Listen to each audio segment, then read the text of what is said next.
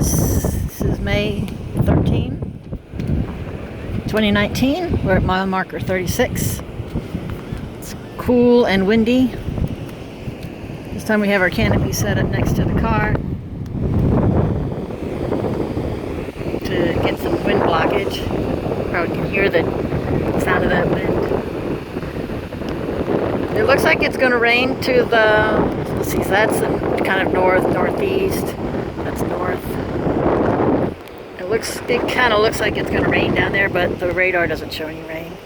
So we've just been sitting here watching those birds, especially that one in particular. He was grooming himself or herself for the longest time. And also watching some pelicans come by.